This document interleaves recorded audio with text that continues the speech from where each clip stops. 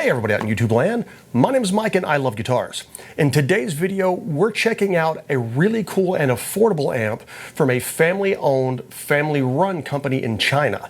Today, we're demoing the Wangs HD-15. Let's do this.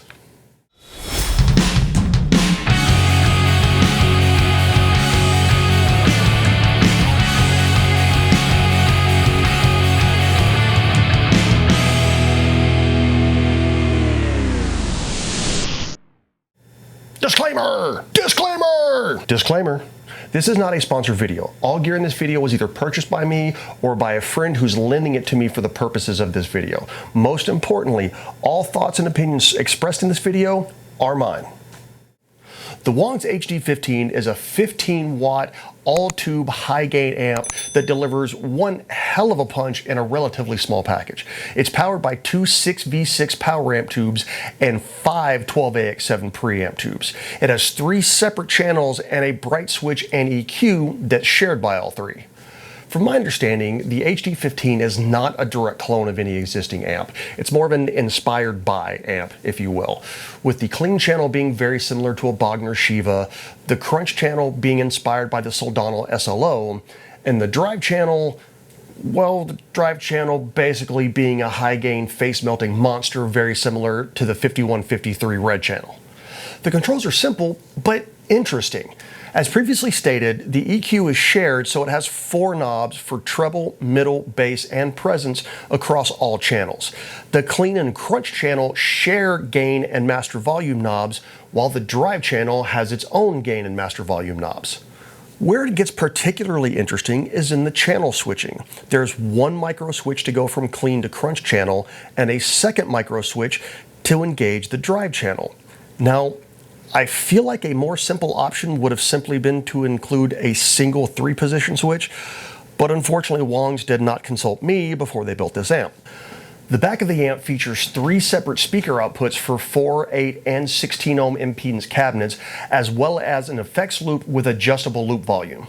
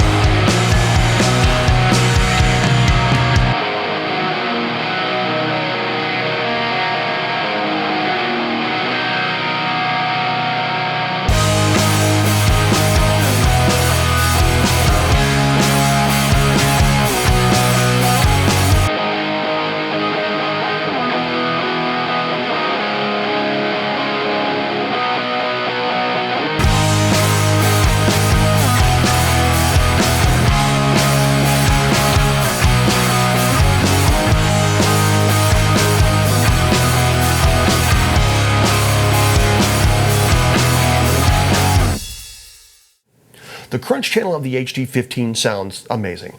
Bright and articulate with just the right hint of sonic aggression that you would expect from an SLO.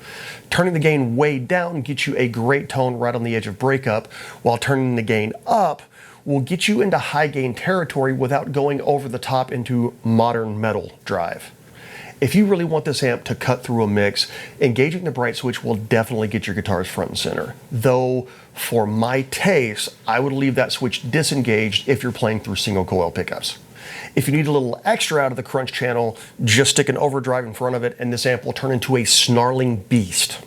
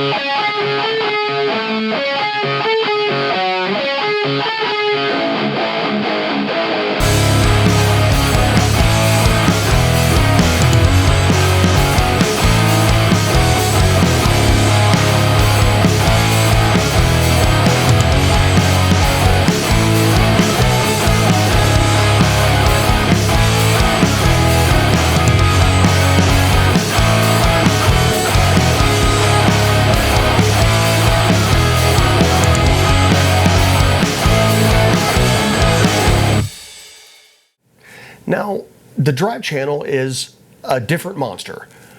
I have never come across this before, but this channel hates my Les Pauls. All of them. And yes, I tried every Les Paul I have with it. The bottom end of the drive channel is just way over the top for me. Even with the bass turned all the way down, the low end with the Les Paul was just super loose and all over the place. Frankly, it was kind of an unpleasant tone. Luckily, my new ESP Eclipse worked much better on the drive channel. I'm not sure if it was the EMG pickups or something else that made it work. I'm just glad it worked. Even with the ESP, the low end was a little loose, but an overdrive in front worked its magic and made the drive channel much more usable for me.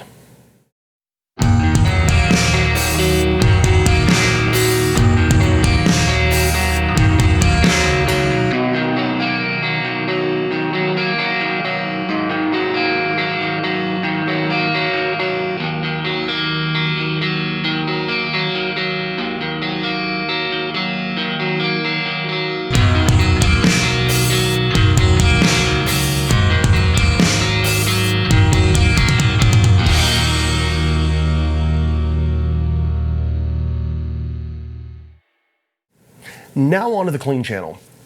Don't let the name fool you. If you turn the gain up, the clean channel will get very dirty, like JCM 800 on steroids dirty. But if you dial it back quite a bit, you get this fantastic chimey clean tone that just works. I did find the bright switch on the clean channel to be a bit much, but depending on your settings and the guitar you're using, it may work a lot better for you. I want to take just a minute and talk about Wangs as a company. First off, it is spelled W-A-N-G-S, so I was initially pronouncing it Wangs. I hope I have not said that throughout the video so far. But according to Google, it's actually pronounced Wangs. Hopefully Google is right, and I am in fact saying that correctly. Second, from everything that I've read, Wangs is definitely not your typical giant Chinese corporation that's just copying other companies' products, making inferior gear with super cheap components. These are definitely not your typical assembly line robot-built Chinese amplifiers. Wangs amps are all handmade in small numbers by the Wang family. They use high-quality electronic components from the US, Europe, and Japan, and even the enclosure is 100% birch and not cheaper particle board. The fit and finish of the HD-15 is very nice. The metal of the chassis does not have overly sharp edges. The knobs all have a really nice resistance to them. Even the switches all feel good and not wobbly. Honestly, I think the only real drawback to Wangs amplifiers is the lack of American retailers. You can find them on Reverb or order directly from Wangs, but I feel like if they were more widely available, this would be a much more well-recognized brand. The HD-15 currently retails for about $800 US, but I was lucky enough to find this one at a pawn shop for just over half that. And that's all I have for you today. I really hope you enjoyed checking out this budget boutique amp with me.